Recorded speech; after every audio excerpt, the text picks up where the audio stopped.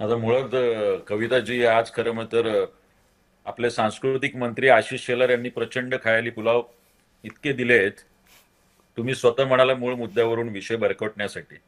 माझ्या समोर मतदार यादी आहे. मला वाटतं अवधूत वाघ सरांनी आणि सगळ्याच आपल्या पाहुण्यांनी हे केली असेल. मतदार यादीमध्ये असं काही जातनिहाय धर्मनिहाय असतं का? तुम्ही आपल्याला वाचून दाखवतो. यादी बा क्रमांक, विधानसभा मतदारसंघ, त्याचं जे काही लँडमार्क आहे ते असतं, मतदाराचं नाव असतं, वडिलांचं नाव, घर क्रमांक, वय आणि लिंग. म्हणजे स्वतः निवडणूक आयोगच कुठल्याही जाती धर्माचा उल्लेख मतदार यादीमध्ये तरी करत नाही. मात्र आज भारतीय जनता पक्षाचे नेते कमी बोलत होते आणि निवडणूक आयोगाचे अधिकृत प्रवक्ते असल्यासारखं जे प्रश्न आम्ही निवडणूक आयोगाला विचारलेत त्याची उत्तरं खूप वेगळ्या दिशेला जाऊन देण्याचा प्रयत्न आज आशिष शेलारांनी केला.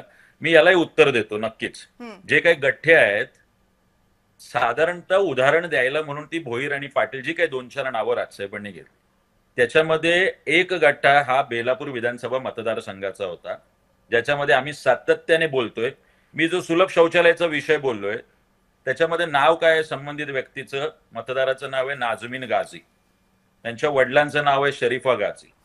आम्ही 127 मतदारांची जी यादी दिली त्या यादीमध्ये आयुक्त निवासाचा जो विषय आहे त्याच्यामध्ये 51 नावं हे मुस्लिम नाव आहेत. आता ही बांगलादेशी आहे, रोहिंगे आहेत, मुस्लिम आहेत, महाराष्ट्रातले आहेत, हे शोधण्याचं काम हे निवडणूक आयोगाचं आहे. हम्म. आम्ही जी पाम बीच रोडची यादी दिली त्याच्यामध्ये 71 नाव आहेत. माझ्यासमोर मला लेखी स्वरूपात बेलापूर विधानसभेच्या अधिकाऱ्यांनी दिलं, जी मी 15,000 दुबार नावं दिली त्यातली 4,247 नावं त्यांनी तपासली. त्यातली 3,786 नावं ही त्यांनी वगळलेली आहेत माझ्या पत्रानंतर, आणि 10,000 दुबार नावावर कारवाई चालू आहे.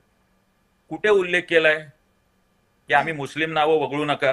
हम्म. जर मुस्लिम नावं सुद्धा दुबार असतील, बरं हे आपणच स्वतः सांगते आज आशिष शेलार की लोकसभेच्या वेळी यांचा विजय ह्या मतांमुळे झाला, त्या मतांमुळे झाला. आपणच जय महाराष्ट्राने केलेला प्रश्नच मी परत रिपीट करू इच्छितो. लोकसभेनंतर आपल्याला कोणी थांबवलं होतं?